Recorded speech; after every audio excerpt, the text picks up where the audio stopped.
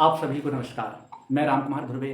आप सभी को स्वतंत्रता दिवस की हार्दिक शुभकामनाएं। मेरे प्यारे बच्चों और मेरे सभी देशवासियों, आप सभी को विदित होगा कि कल 15 अगस्त है और हम सभी अपने देश का 79वां स्वतंत्रता दिवस मनाने के लिए उपस्थित होंगे।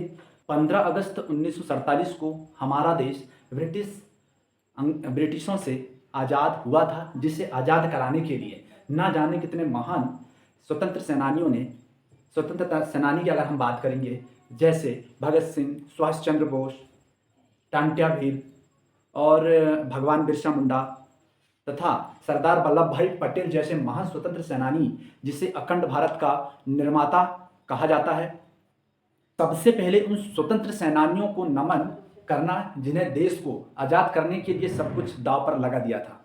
कल हम सभी लोग 15 अगस्त को शांतिपूर्ण तरीके से स्वतंत्रता दिवस मनाना है।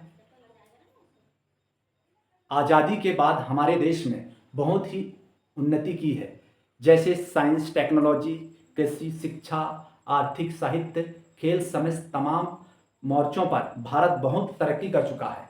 परंतु आज भी हमारे देश में आतंकवाद, भ्रष्टाचार, बेरोजगारी जैसी समस्याएं बहुत ज़्यादा है। लेकिन 15 अगस्त हमारे लिए महत्वपूर्ण दिन है। यह दिन सिर्फ तिरंगा फहराने या मिठाइयाँ बांटने का दिन नहीं है, बल्कि उन स्वतंत्र सेनानियों को याद करने का दिन है जिन्होंने अपने प्राणों की आहुति देकर अपने देश का नाम रोशन किया तथा उसे आज़ाद कराने में एक महत्वपूर्ण भूमिका का निर्वहन किया।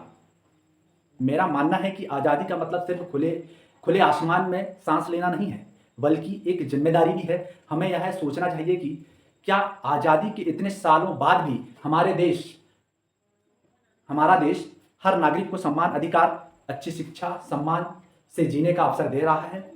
जब तक हमारे देश का आखिरी व्यक्ति भी विकास से जुड़ नहीं जाता, तब तक हमारी आज़ादी अधूरी है।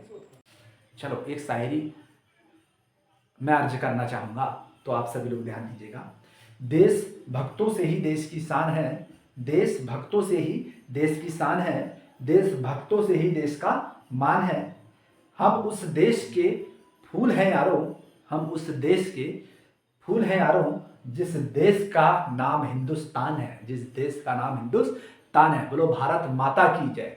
जय हिंद, जय भारत, जय जोहार।